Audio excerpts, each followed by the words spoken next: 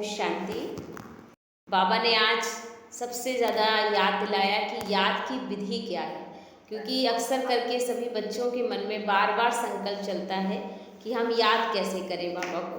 तो बाबा ने उसी विधि को बताया है कि किस तरह से याद की विधि से हम इस तरह से बाबा को याद कर सकते हैं। तो उस पर बाबा ने जो क्लास कराई है वो बहुत ही पावरफुल क्लास है, तो सभी लोग ध्यान से सुने। याद की सहज विधि आज की क्लास है, याद की सहज विधि क्या है।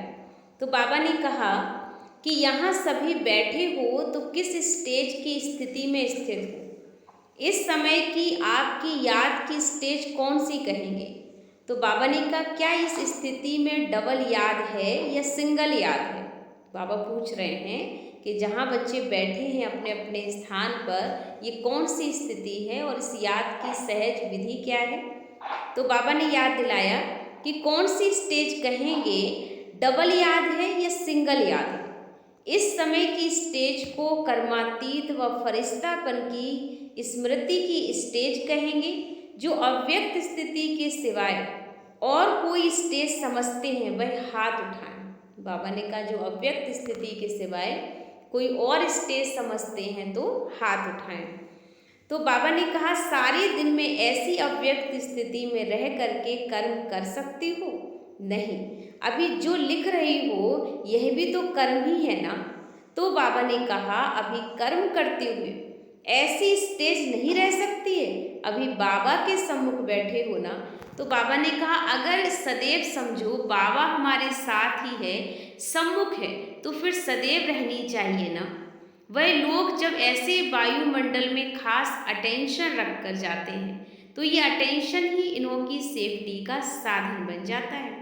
तो ऐसे ही चाहे कोई भी साधारण कर्म कर रहे हो तो भी बीच बीच में अव्यक्त स्थिति का अटेंशन रहे, और कोई भी कार्य करो तो सदैव बाप दादा को अपना साथी समझकर।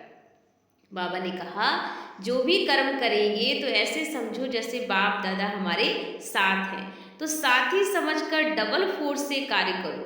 तो बताओ क्या स्टेज रहेगी। एक तो स्मृति बहुत सहज रहेगी, जैसे अभी सम्मुख समझने से याद सहज है।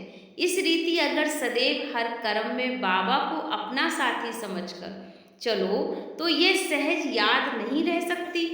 बाबा कहते हैं अगर बाबा को साथी मानकर कार्य करोगे तो याद सहज हो जाएगी। हर कर्म करते हुए बाबा को साथी बनाकर चलना। जो भी काम करेंगे हम ये अनुभव करेंगे कि बाबा हमारे साथ, हम अकेले नहीं काम कर रहे हैं। हर कर्म में बाबा हमारे साथ हमें अनुभव हो। तो बाबा ने कहा ऐसी स्मृति रहेगी जैसे अभी बाबा ने कहा सम्मुख समझने से याद सहज है। इस रीति अगर सदैव हर कर्म में बाबा को अपना साथी समझकर चलो तो ये सहज याद नहीं है। जब कोई भी सदैव ही साथ रहता है तो उस साथ के कारण याद स्वतः ही रहती है। तो ऐसे साथी रहने से वह बाबा ने कहा वृद्धि को निरंतर सत्य का संग बनाने से निरंतर सत्संग होना चाहिए। तो आप ही हो सत्संगी, हर सेकंड हर कदम में सत्य के साथ होना। बाबा का कहना है कि निरंतर सत्संगी हो आप, क्योंकि जब बाबा हमारे साथ है तो हर पल हम बाबा के साथ हैं, हम अकेले नहीं हैं। तो निरंतर सत्संगी का टाइटल बाबा ने बच्चों को दिया हुआ है। हर सेकंड हर कदम में सत्य के संग तो हो ही ना बच्चे।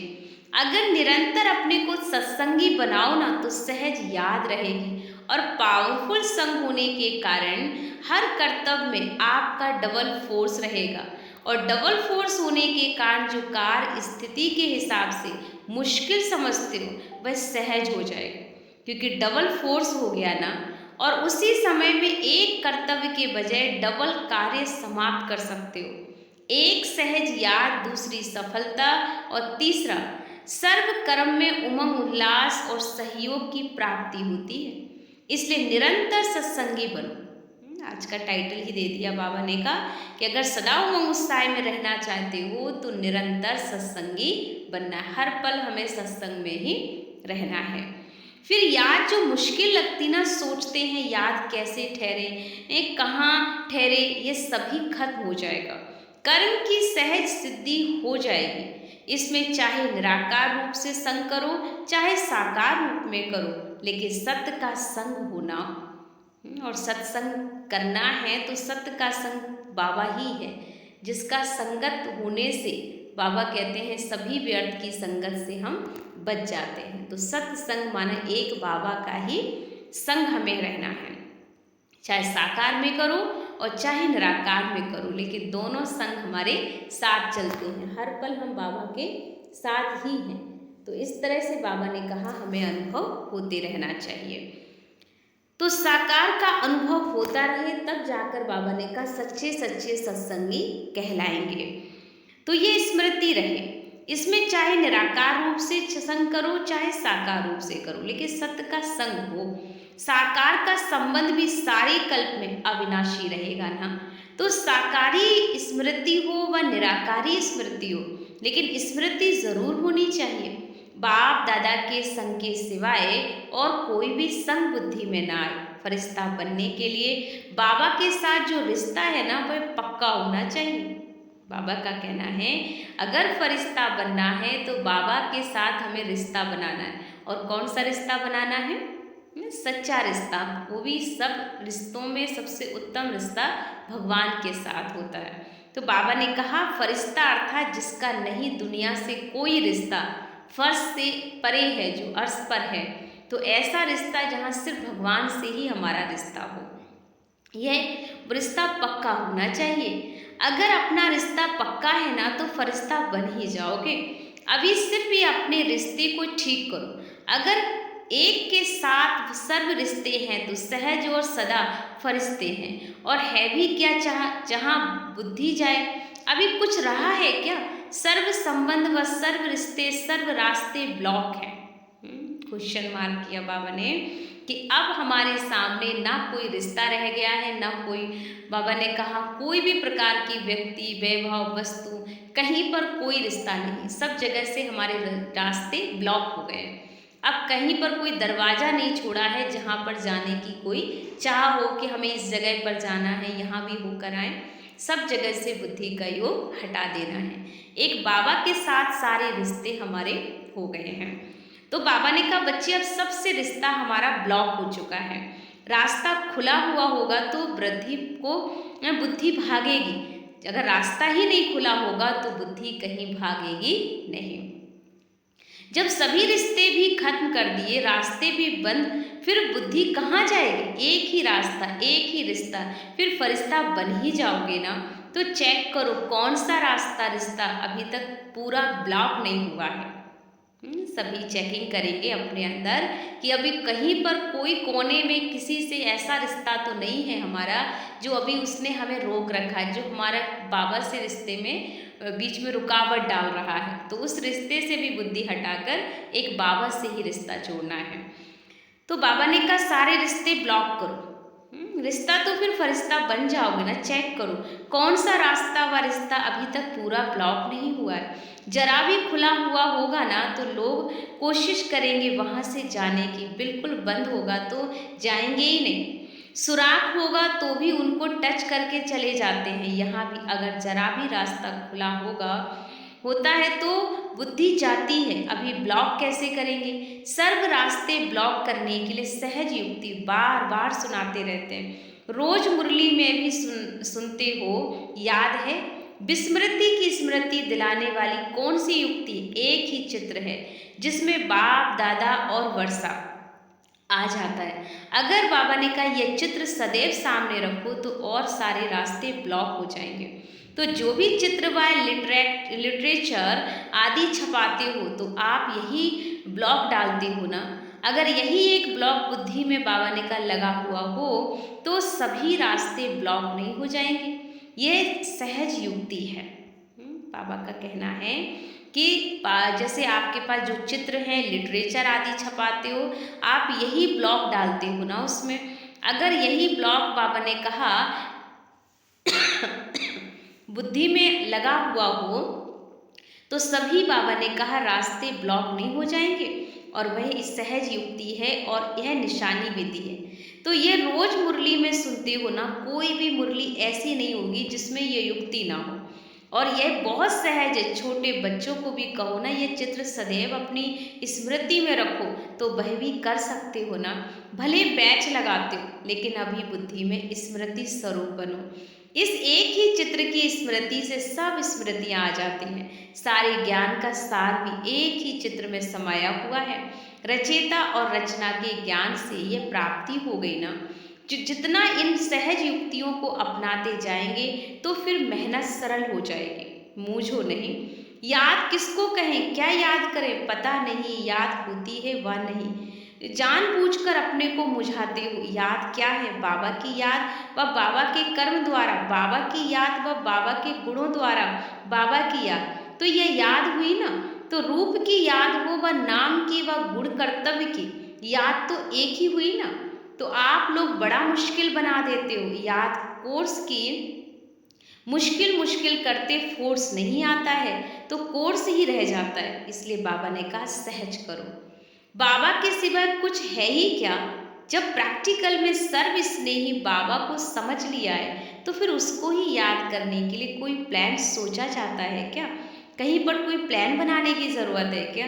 सहज बात को कब कोई मुश्किल कर देता है और कहाँ अब तक भी रास्ता खुला हुआ है। इसलिए बार बार बुद्धि को मेहनत कर लौटाना पड़ता है ना।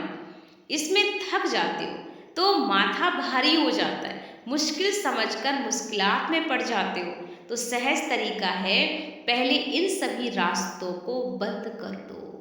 बुद्धि कहीं भी भटके नहीं, कहीं भी हमारा कोई ठिकाना अब नहीं रहा। बस एक बाबा ही मेरा रास्ता है। सारे रास्ते ब्लॉक हो जाएं हमारे, तब सिर्फ एक बाबा के अलावा हमें कुछ और दिखाई नहीं पड़ेगा।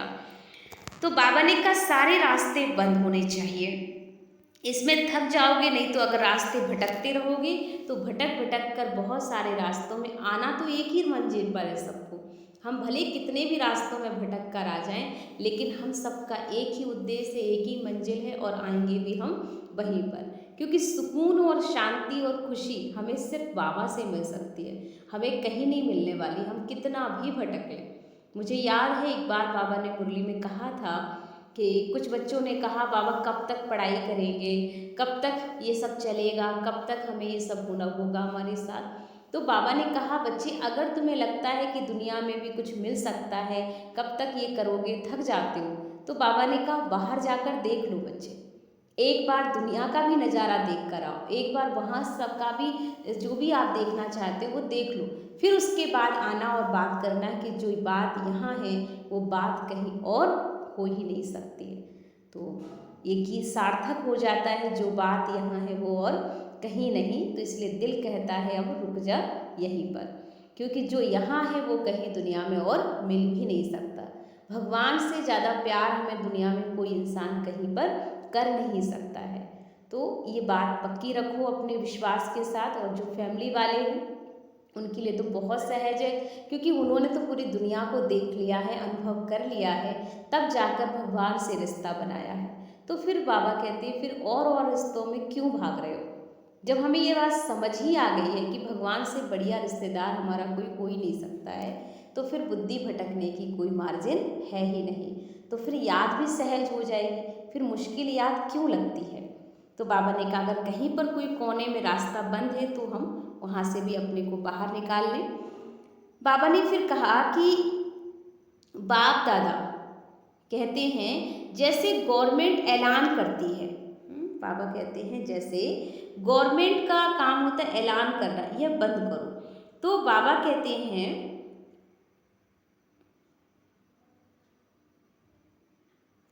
गवर्नमेंट कहती है, ऐलान करती है कि ये बंद करो, तो आप लोगों के लिए भी बाप दादा का रास्तों को, बाप दादा का कहना है बच्चों के लिए भी कि आप लोगों के लिए बाप दादा का यही फरमान है, पहले तो सभी रास्ते बंद करो, फिर मुश्किल से छूट जाओगे, सहज हो जाएगा, फिर नेचुरल हो जाएगा।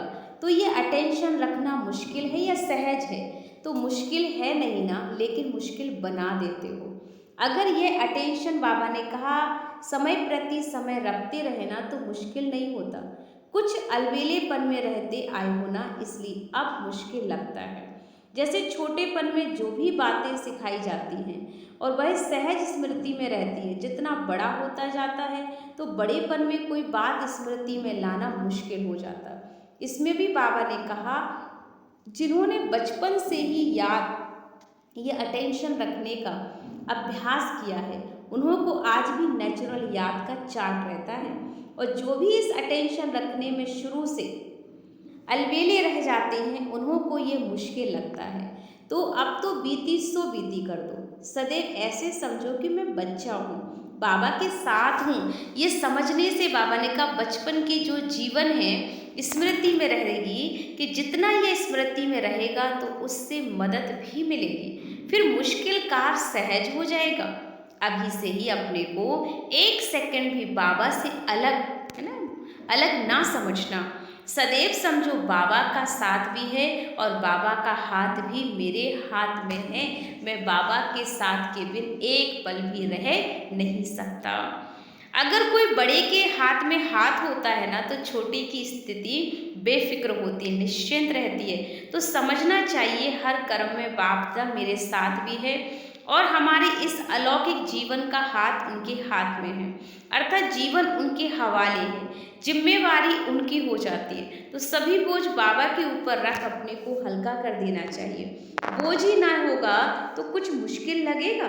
बोझ उतारने व मुश्किल को सहज करने का साधन है बाबा का हाथ और साथ। तो ये सहज हो गया ना, फिर चाहे बाबा की स्मृति में आए, चाहे दादा की स्मृति में आए, तो बाबा की स्मृति आएगी तो साथ दादा की भी स्मृति रहेगी ना। तो दादा की स्मृति से बाबा की स्मृति रहेगी, अलग नहीं हो सकते हो।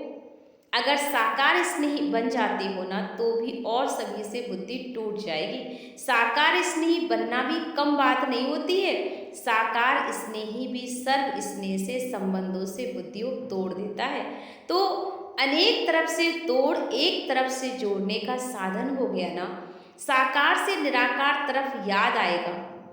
साकार से स्नेह है तब तो पैदा हुआ ना, जब बाप और दादा दोनों का साथ हुआ ना। तो अगर बाबा ने कहा दादा का साथ है तो साकार इतना प्रिय थोड़ी होता। जैसे बाप और दादा दोनों साथ साथ है, वैसे आप भी याद भी, जो बाबा कहते ऐसे ही, वैसे आपकी जो याद भी साथ साथ रहेगी ना।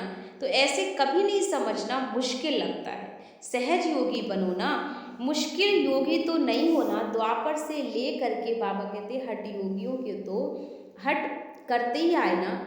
आप तो सहज ज्ञानी योगी बने ना, फिर बाबा ने कहा मुश्किल कहाँ है।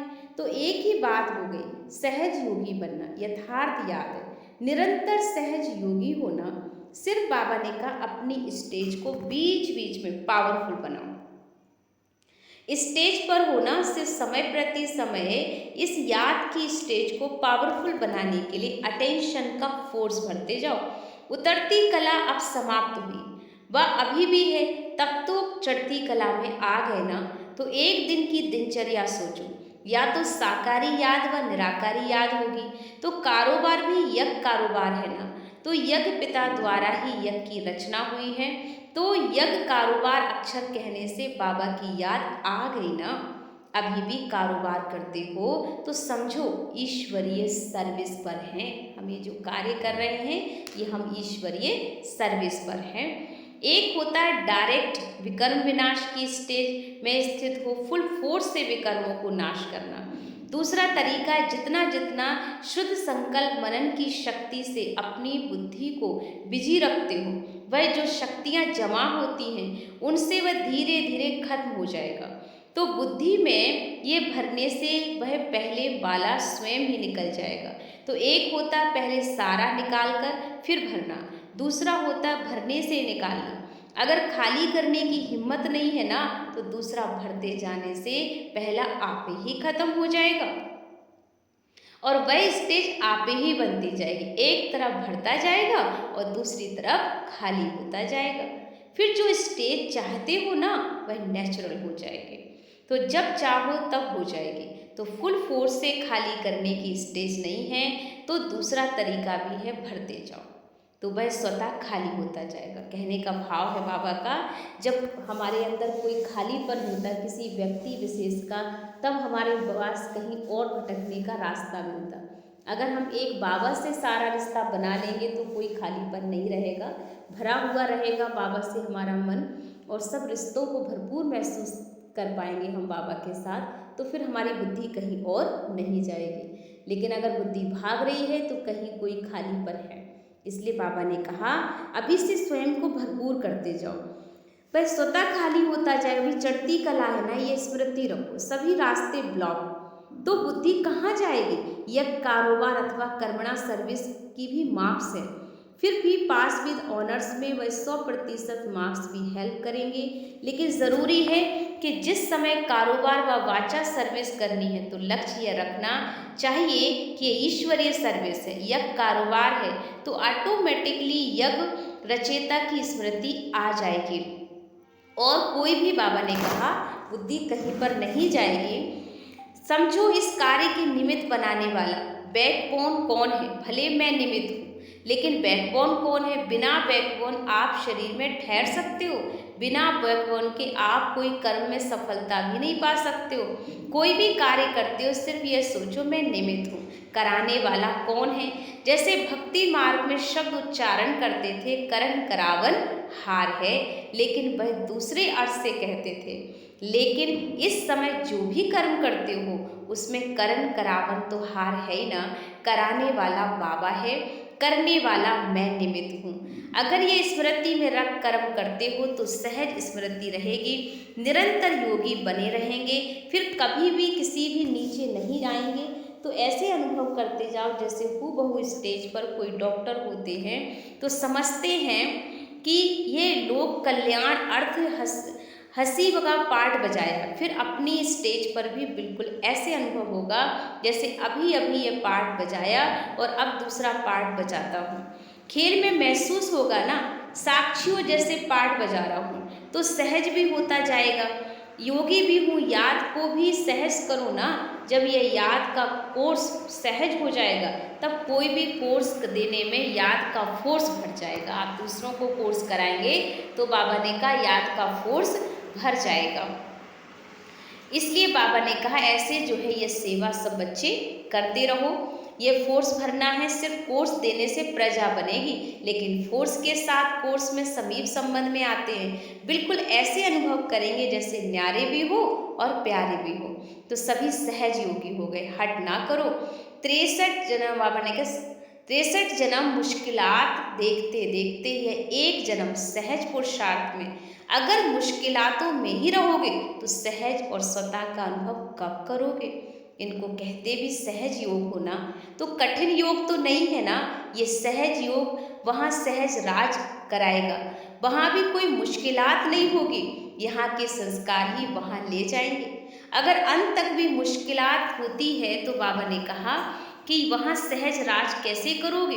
देवताओं के चित्र भी जो बनाते हो तो उनको सूरत में सरलता जरूर दिखाते हैं, तो ये विशेष गुण दिखाना है, फीचर्स में भी सरलता हो, जिसको आप भोलानाथ कहते हो। जितना बाबा ने कहा सहज पुरुषार्थ होगा वह मनसा में भी सरल, वाचा में भी सरल, कर्म में भी सरल होंगे। इनको ही फरिश्ता बच्चा कहेंगे। तो क्लियर हो गया सभी को कि फरिश्ता बनना है, अर्थात कि हमें सभी बातों से अपने को मुक्त करना है, सारे रास्ते ब्लॉक कर देने हैं, कहीं पर कोई रास्ता खुला नहीं रखना। अगर बाबा ने कहा कोई रास्ता खुला होगा तो बुद्धि ज़रूर हमारी भागेगी, किसी न किसी देहधारी की तरफ आकर्षण हमें खींचेगा। तो बाबा का कहना है बस अब हमारा किसी से नहीं कोई रिश्ता, क्योंकि हम बन गए हैं फरिश्ता। और फरिश्ता अर्थात एक बाबा को ही संसार बनाने वाला हो, तो उसे याद करना मुश्किल नहीं है। बाबा को उसकी याद हमेशा रहेगी, निरंतर रहेगी और सहज रहेगी। तो ये विधि आज हम सब ने सीखी कि कैसे हम निरंतर सहज योगी आत्मा बन जाएं, बाबा से योग हमारा हर पल लगा रहे, बुद्धि की डोर हमारी ना टूटे। ओम शांति।